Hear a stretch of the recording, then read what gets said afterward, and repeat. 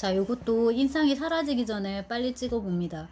근데 이 문지 시인성 같은 경우에는 시집의 내용도 좋지만 항상 우리가 보면은 여기 시인의 말을 보는데요. 사랑했던 날들을 지나 사랑한다 말한다. 이건 좀 괜찮았어요. 근데 이제 여기 뒤에 사실 이게 그 본문 시보다 되게 그 더 좋은 경우가 많은데 이 김선재 시인 같은 경우에는 좀 별로 그렇지가 않았고요. 그 다음에 이제 제목은 목성에서의 하루 이렇게 돼 있는데 시를 이렇게 쭉 넘기는데 조금 심심한 시들, 네, 그런 것들이었어요. 제 느낌은. 열대야. 가도 가도 여름이었죠. 흩어지려 할 때마다 구름은 몸을 바꾸고 풀들은 바라보는 쪽으로 자라요. 누군가 길을 묻는다면 한꺼번에 쏟아질 수도 있겠죠. 쉼표를 흘려도 순서는 바뀌지 않으니까. 또 이렇게 읽으니까 좀 좋은 것 같네요. 이렇게 행구분 없이 이렇게 쭉 이어지는 이런 산문행의 시를 첫 시로 이렇게 넣었고, 그 다음 이제 두 번째 시는 흰백자 백 을 우리말과 한자를 병기해서 이렇게 쓰는데 보니까는 그 시를 쓸 때 요런 그 시행의 길이 요런 걸 또 되게 엄격하게 맞추거나 시연의 각 연마다 들어가는 행의 숫자 이런 걸 되게 엄격하게 맞추는 시인 혹은 그런 시들도 있는데 이 시인은 그런 걸로부터 굉장히 자유롭게 쓰더라고요. 지금 좀 제가 보면서 계속 얘기하겠습니다. 일어선 다음에는 어떻게 해야 할지 몰라서 제자리 뛰기를 했다. 습관처럼 창문은 높고 바닥은 끝간데 없었다. 우리는 물속에 엄발을 담가놓고 나왔다. 누군가는 묻고 누군가는 답해야 하니까.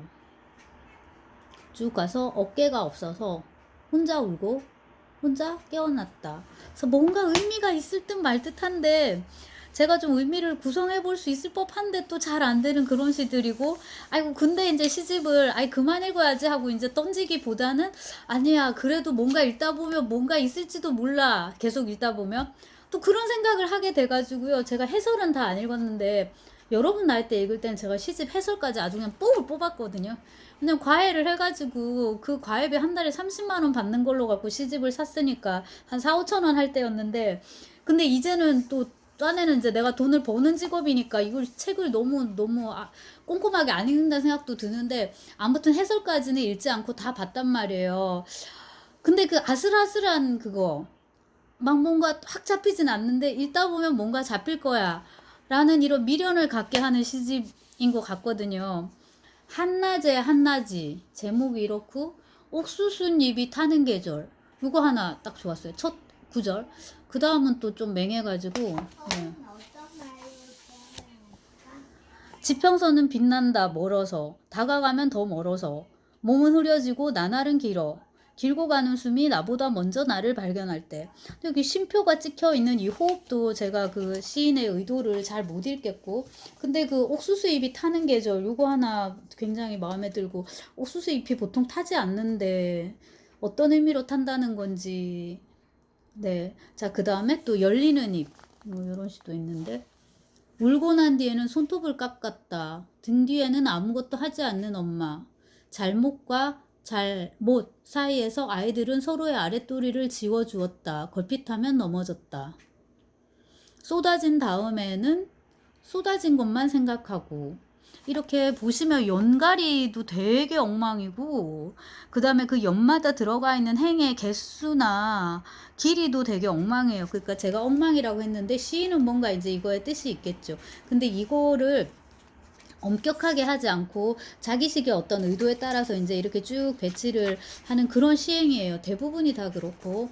2부 요거 2부 집은 떠나는 순간부터 사라진다 요런 말 조금 좋고, 그 다음에 이제 표제시인데 목성에서의 하루라도 다 같은 하루는 아니어서 나는 여기 있어요. 자욱한 먼지와 뜨거운 바람이 엉켜 흐르는 곳, 꽃이 시들어요. 꽃이라고 말하는 순간부터 나는 같은 자리를 돌고 당신은 천천히 돌아가지요. 이렇게 제가 볼 때 별 감흥이 없는 이러한 지루한 말들이 쭉 이어지다가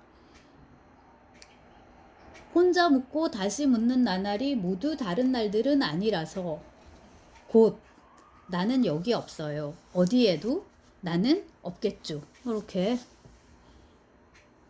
역시나 이제 그 시인은 뭔가 깊은 의미를 가지고서 이렇게 시행이나 단어를 배치했을 것 같은데 이제 저는 좀 잘 안 와닿았습니다만은 이거를 이제 추천한 학생 같은 경우는 이게 되게 좋았나 봐요. 그리고 여기 보니까 목성의 자전 속도가 지구 시간으로 약 11시간 이내라고 되게 태양계 행성 중에 제일 빠르다고 그렇게 써 놓으셨네요. 가벼운 나날 그가 뜨거운 주먹을 내밀어요. 결말은 전멸을 향해 달려가고 나는 알을 낳듯 괴로워요.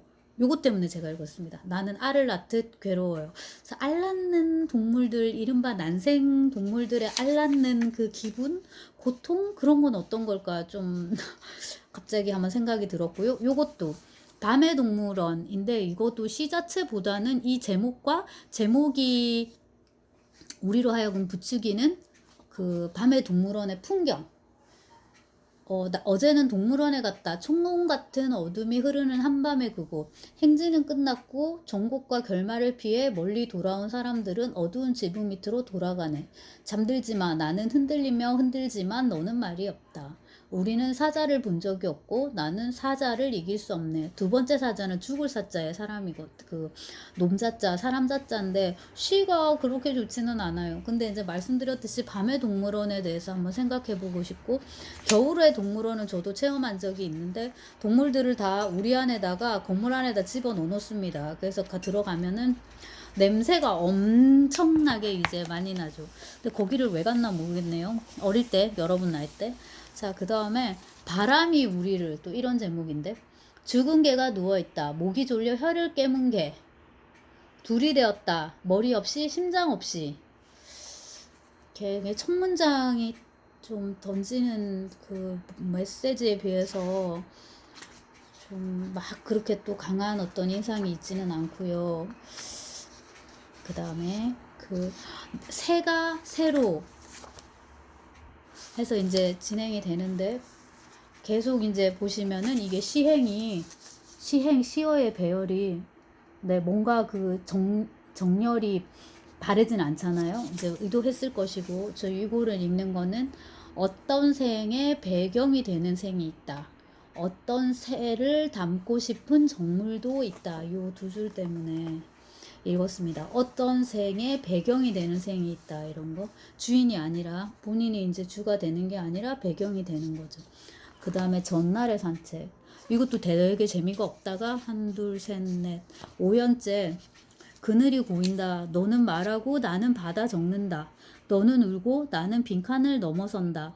너는 쓰고 나는 운다. 쓴 것을 읽으며 읽은 것을 잊으며 잊은 것을 다시 쓰는 동안은 전날의 전날이 된다. 우는 동안은 모퉁이들을 상상하지 말자. 네, 좀 뒤에서 좀 그런데 아까 여기 운다. 너는 쓰고 나는 운다. 예, 이런 여기 너는 울고 나는 빈칸을 넘어선다. 이 부분 좀 좋았고요. 그 다음에 어떤 날의 사과인데 제가 아까 그 줌할 때 소리 끄고 먹었습니다. 아무튼 그 사과인데요. 사과를 가지고 약간 언어 유희한다고 할 수도 있을 텐데 지금 다시 쭉 이렇게 훑어보니까 완전히 산문 시행의 느낌을 주는 시행들 그런 시형과 그 다음에 이제 단어 하나, 두 개만 이제 배치된 경우 그런 식으로 해서 나름대로 긴장을 주는 형식이네요. 쭉 보시면. 그리고 이제 이렇게 산문 시행이 많으니까 중간에 따로 떼져 있는 시행이나 단어들은 좀 효과가 강한 것 같습니다. 그 중에 이제 하나가 사과는 중력을 증명했고 중력은 시간을 증명했다. 떨어진 사과를 바라본다. 굴러가는 사과를 따라간다. 이런 표현들은 조금 자연스럽게 읽히고 좀 뇌리에 남는 것 같습니다. 그리고 이제 찾아보니까 소설도 내셨던데 이렇게 다양한 글쓰기 어떤 게 자기한테 더 맞는 장르인지 우리가 찾아볼 수 있을 것 같고 근데 이건 써야 돼요 여러분. 써야지 어떤 게 맞는지를 알 수 있거든요. 그리고 버린 게 아니라 저쪽에 흑서점에 갖다 판 줄 알았는데 여기 있어서 문태준의 가잼인데 요거 제가 전문을 읽어드리겠습니다. 가재미 김천의료원 6인실 302호에 산소 마스크를 쓰고 암투병 중인 그녀가 누워있다. 바닥에 바짝 엎드린 가재미처럼 그녀가 누워있다. 나는 그녀의 옆에 나란히 한 마리 가재미로 눕는다. 가재미가 가재미에게 눈길을 건네자 그녀가 울컥 눈물을 쏟아낸다. 한쪽 눈이 다른 한쪽 눈으로 옮아붙은 야윈 그녀가 운다. 그녀는 죽음만을 보고 있고 나는 그녀가 살아온 파랑 같은 날들을 보고 있다. 좌우를 흔들며 살던 그녀의 물속 삶을 나는 떠올린다. 그녀의 오솔길이며 그 길에 돋아나던 대낮의 뻐꾸기 소리며 가늘은 국수를 삶던 저녁이며 흑담조차 없었던 그녀 누대의 가게를 떠올린다. 두 다리는 서서히 벌어져 가랑이 지고 폭설을 견디지 못하는 나뭇가지처럼 등뼈가 구부정해지던 그 겨울 어느 날을 생각한다. 그녀의 숨소리가 느릅나무 껍질처럼 점점 거칠어진다.